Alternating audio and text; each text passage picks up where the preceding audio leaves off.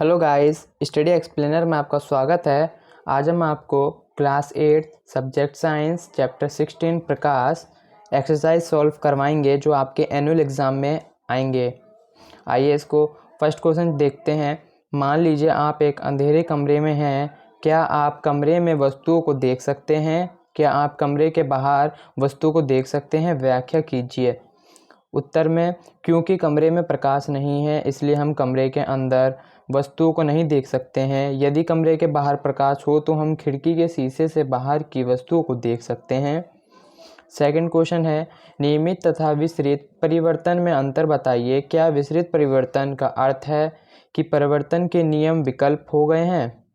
इसमें हमारा उत्तर होगा नियमित परिवर्तन दर्पण जैसे चिकने पृष्ठ से होने वाले परिवर्तन को नियमित परिवर्तन कहते हैं। फिर आता है, इस प्रकार के परिवर्तन में सभी समांतर किरणें परिवर्तित होने के पश्चात समांतर ही रहती हैं। फिर विसरित परिवर्तन के नियमों का सफलतापूर्वक पालन होता है।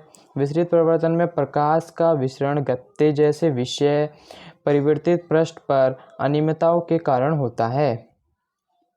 थर्ड क्वेश्चन है, निम्न में से प्रत्येक के स्थान के सामने लिखिए। यदि प्रकाश की एक समांतर किरण पुंज इनसे टकराए तो नियमित परिवर्तन होगा या विसरित परिवर्तन होगा? प्रत्येक स्थिति में अपने उत्तर को औचित्य बताइए। उत्तर में का पॉलिश युक्त लकड़ी की मेज। आंसर, एक पॉलिश लकड़ी की मेज पर नियमित परिवर्तन होगा क्योंकि इसकी सतह चिकनी होती है। फिर सेकंड है, चॉक पाउडर। एक चॉक पाउडर विसरित परिवर्तन देगा क्योंकि चॉक पाउडर का कण चिकना नहीं होता है। गा है गत्ते का पृष्ठ। गत्ते का पृष्ठ की सतह पर अनियमितताएं होती हैं इसलिए इसमें एक विसरित परिवर्तन होगा। घा है संगमरमर के फर्श पर फैला जल।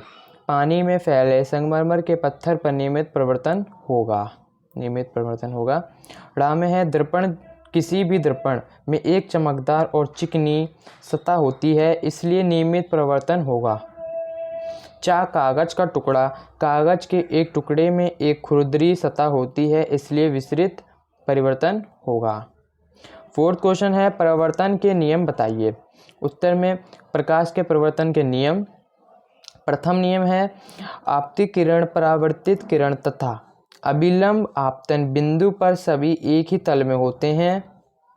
और इसका सेकंड नियम होगा द्वितीय नियम, परावर्तन कोण एंगल आर सदैव आपतन कोण एंगल आई के बराबर होता है।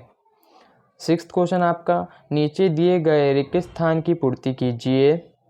फर्स्ट क्वेश्चन है, एक समतल दर्पण के सामने 1 m दूर खड़ा एक व्यक्ति अपने प्रतिबिंब से डैश m दूर दिखाई देता है। डैश m मतलब इसका आंसर होगा 2m। बी का है, यदि किसी समतल दर्पण के सामने खड़े होकर आप अपने दाएं हाथ से अपने बाएं कान को छुएं तो दर्पण में ऐसा लगेगा कि आपका दायां कान बाएं एक हाथ से छुआ गया है। थर्ड, जब आप मंद प्रकाश में देखते हैं तो आपकी पुतली का साइज डैश हो जाता है, मतलब बड़ा हो जाता है।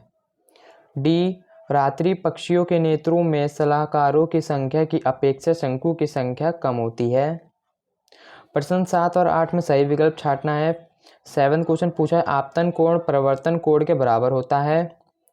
इसमें काम है सदैव, खा कभी कभी, गा विशेष दशाओं में और घा कभी नहीं। इसका आंसर हमारा होगा का सदैव।